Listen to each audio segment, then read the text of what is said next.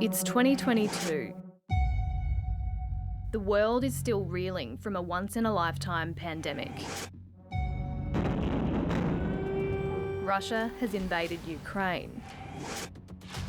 And on a small bush block in rural Queensland, 3 people are preparing for the apocalypse. I think the easiest way to describe the property is that it had been fortified. The property has been picked apart to try and understand the horror that unfolded here. Police photos shown at a coronial inquest are a window into the world of Gareth, Nathaniel and Stacey Train in the lead up to that fateful afternoon in Wieambilla. They're stockpiling rifles and shooting cardboard targets. They've set up sniper hides along their driveway and bought camouflage ghillie suits. In their deluded minds, this is the beginning of the end times. A period of suffering pitting good against evil before Christ will return to deliver salvation, by their calculations, in around 6 months' time. The hallmark of a delusion is that a person takes into account the evidence which confirms it and rejects steadfastly anything else. The trio has named their front gate the Rubicon, and they believe crossing it is a declaration of war. When 4 young constables jump over it on a Monday afternoon, the Trains don't see police, they see agents of evil. They kill 2 of the officers, Constables Matthew Arnold and Rachel McCrow, along with curious neighbour Alan Dare, before tactical police fatally shoot the 3 around 10:30 that night. It was the perfect storm of beliefs and events that would ultimately lead the Trains to do what they ultimately chose to do. A forensic psychiatrist, after analysing diary entries, letters and text messages, told the coroner the Trains were in the grip of a shared psychotic disorder. Fellow forensic psychiatrist Dr. Danny Sullivan has been following the inquest. A shared disorder has some specific characteristics akin to that of a religious cult. The first is that you need a powerful personality or a messianic leader. And then secondly, you need other people whose personalities may be weaker or less able to challenge the authority of the person who holds the strong belief system. The court heard Gareth Train was the dominant force. He was paranoid, obsessed with guns and spruiked conspiracy theories. By contrast, his younger brother Nathaniel was bright. Nathaniel married Stacey young and both were gifted teachers. But after a few years, Gareth moved in with them and things became complicated. The couple split. Stacey married Gareth, and for a while Nathaniel went his own way. Then the world changed. COVID was the great uncertainty. COVID threw everything that they thought they knew about the world out the window. And so extremist beliefs that promise security, that promise a certain and regimented view of the world, is particularly attractive to people. The coronavirus pandemic ultimately reunited the trio.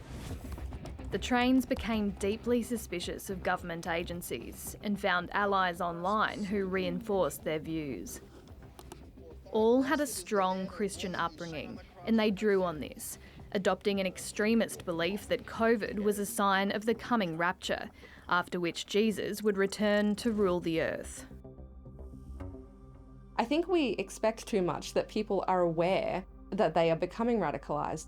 It is more often that it is an incremental adoption of ideas and beliefs that gradually transform this person from someone who may feel socially excluded through to someone who believes that they are divinely ordained or especially chosen to enact change in their society.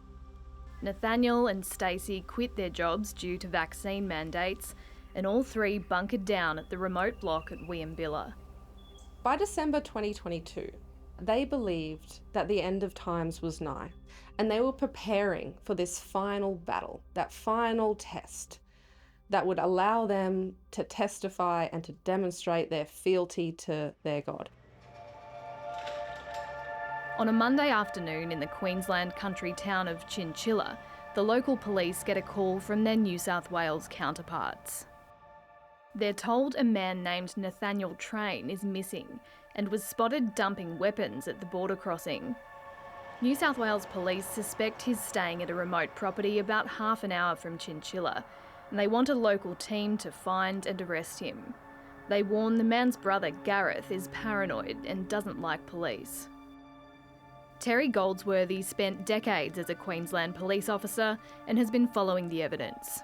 Your intelligence and threat assessments is only as good as the information you're given by the requesting jurisdiction. What was passed on, what did the police know would be crucial factors to how the briefing was conducted, how, detailed the briefing was in terms of what the police actions would be.